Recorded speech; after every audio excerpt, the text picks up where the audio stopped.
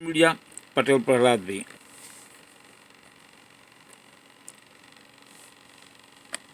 नमस्कार दोस्तों, आज जो मैं आपको बताने जा रहा हूं उसे सुनकर शायद आप हैरान भी होंगे, परेशान भी होंगे और सोच में भी पड़ जाएंगे कि आखिर भारत जैसे लोकतांत्रिक देश में चुनाव नाम की चीज बची भी है या नहीं।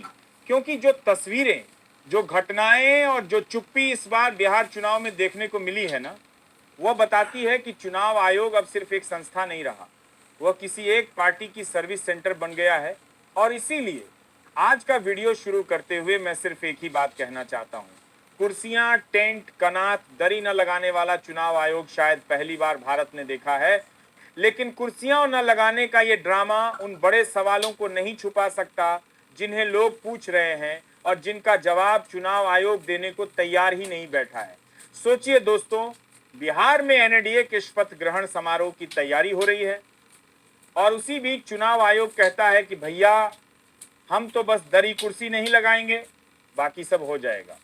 अगर परमिशन दे देते तो गांधी मैदान में स्टेज भी सजवा देते। ये कौन सी निष्पक्षता है, कौन सा नियम है?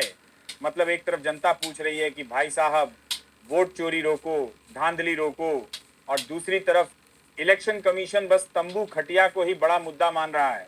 और दोस्तों, कमाल की बात यह है कि पूरे चुनाव में चुनाव आयोग ने ऐसा एक भी काम नहीं किया जिससे लगता कि यह संस्था जिंदा है, सांस ले रही है या लोकतंत्र की रक्षा कर रही है। बल्कि कई बार तो ऐसा लगा जैसे चुनाव आयोग का रिमोट किसी और के हाथों में है और वही चैनल बदलते बदलते तय कर रहा है कि आयोग को किस बात पर आवाज उठानी है और किस बात पर मराठी फिल्म की तरह मौन व्रत धारण कर लेना है। अब बात करते हैं उन ट्रेनों की जिनका मामला सामने आया है। आरोप लगे कि भाजपा दूसरे राज्यों से ट्रेन बुक करवा रही थी ताकि वोटरों को बिहार लाया जाए, उन्हें खर्चा पानी देकर वोट डलवाया जाए। कपिल सिब्बल चिल्ला चिल्ला कर कह रहे थे, मीडिया में कहा गया, सोशल मीडिया में कहा गया, आम जनता ने भी पूछा कि क्या यह सच है, लेकिन चुनाव आयोग ने चूं तक नहीं की। और अब सवाल यह है कि चुप क्यों रहा? क्या इसलिए क्योंकि ये ट्रेनों वाले वोट घर की पार्टी को जिताने के लिए आ रहे थे? एक दो नहीं, चार चार ट्रेनें चली। 3 नवंबर को सुबह 10 बजे करनाल से एक ट्रेन चली, पानीपत से होते हुए बरौनी पहुंची, उसमें 1500 लोग थे। उसी दिन 11 बजे एक दूसरी ट्रेन चली, करनाल से ही वाया पटना भागलपुर गई, उसमें भी 1500 लोग। तीसरी ट्रेन दोपहर 3 बजे चली और चौथी 4 बजे, दोनों गुरुग्राम से चली और पटना होते हुए भागलपुर पहुंची। इन दोनों में मिलाकर 3000 लोग। अब जोड़ लीजिए 1500, 1500 फिर 3000, कुल लगभग 6000 लोग। अब आप ही बताइए, क्या ये सभी 6000 लोग बिहार के जेन्युइन वोटर थे? अगर थे तो क्या उन्हें अपने घर जाने के लिए किसी विशेष ट्रेन की जरूरत थी? क्या वे खुद ट्रेन का टिकट काट कर नहीं जा सकते थे? और अगर नहीं थे, अगर इन्हें किसी खास योजना के तहत भेजा गया था, तो ये धांधली नहीं तो और क्या है? ये सवाल जनता पूछ रही है, मैं नहीं। और दोस्तों, ये सवाल सिर्फ रेलवे से नहीं है, ये सवाल लोकतंत्र से है, हमारी वोट की कीमत से। इसलिए पहले सवाल रेलवे मंत्री वैष्णव जी से ही है, क्या ये स्पेशल ट्रेनें चली थी या नहीं?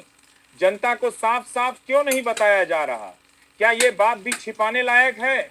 अब आते हैं चुनाव आयोग के नियमों पर, जो कहते हैं कि चुनाव लड़ने वाली पार्टी अपने वोटरों को ट्रांसपोर्ट करके वोट नहीं डलवा सकती। यह आचार संहिता का सीधा उल्लंघन है और अगर पकड़े जाएं तो चुनाव रद्द तक हो सकता है। लेकिन दोस्तों, चुनाव आयोग सोया रहा। क्यों सोया? शायद इसलिए कि नींद की गोली किसी और ने खिला दी थी। इतने बड़े बड़े आरोप लगे, लेकिन आयोग की पलकों पर कोई हलचल नहीं। और अब आते हैं सबसे बड़े मुद्दे पर, पैसे बांटे गए या नहीं। प्रशांत किशोर का कहना है कि हर विधानसभा में 60 से 62 हजार महिलाओं को 10,000 रुपये दिए गए। सरकार का अपना आंकड़ा है कि 1 लाख से ज्यादा आंगनबाड़ी, आशा, ममता वर्करों को अलग से पैसे दिए गए। विकास मित्र, टोला सेवक, प्रवासी मजदूर, सबको 5-5 हजार रुपये दिए गए। कुल मिलाकर करीब 29 करोड़ रुपए की योजनाओं का ऐलान चुनाव के ठीक पहले किया गया।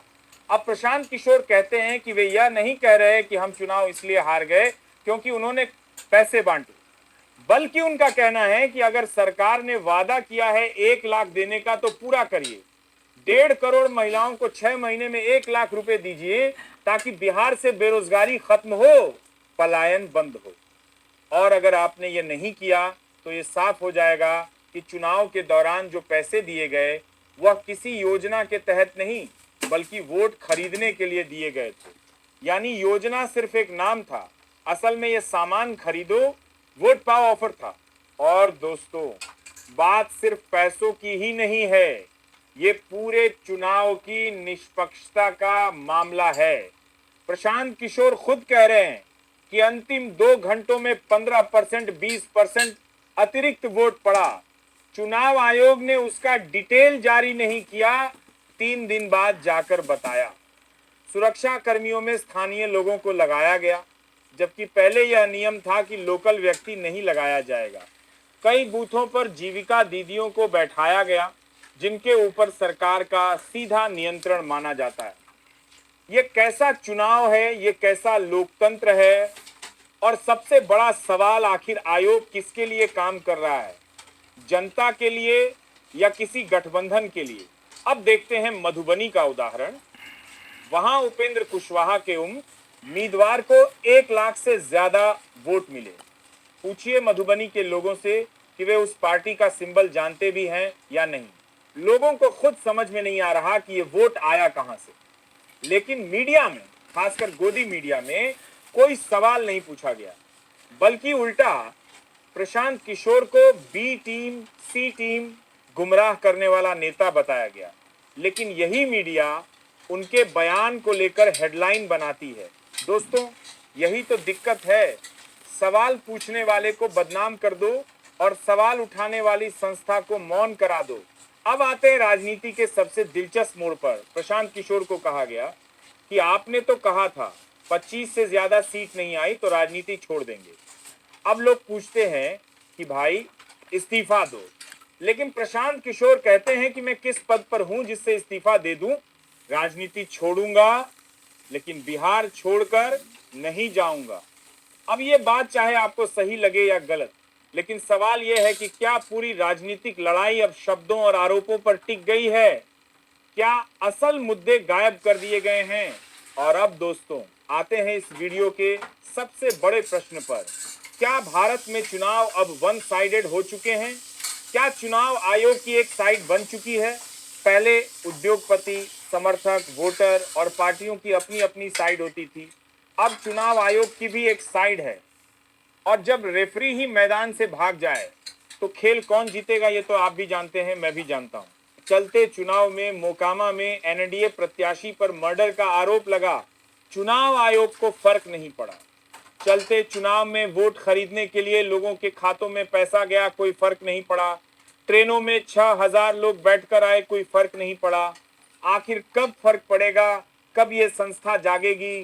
कब लोकतंत्र को उसकी असली ताकत वापस मिलेगी? तो दोस्तों, इस वीडियो का अंतिम संदेश सिर्फ इतना है, लोकतंत्र तब तक मजबूत रहता है जब तक जनता सवाल पूछती है, सच का साथ देती है और चुप्पी को स्वीकार नहीं करती।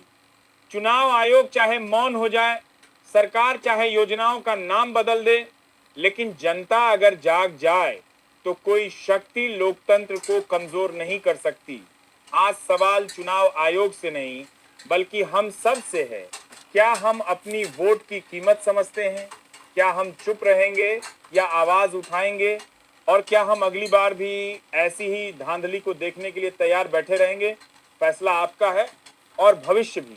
फिलहाल आज के लिए इतना ही दोस्तों। अपनी राय कमेंट में जरूर लिखिएगा, चैनल को सब्सक्राइब करिएगा ताकि अगली बार जब हम इस मुद्दे का दूसरा पहलू लेकर आएं तो आप सबसे पहले देख सकें। हम फिर मिलेंगे एक नए सच, एक नए सवाल और एक नई जिम्मेदारी के साथ। राम राम।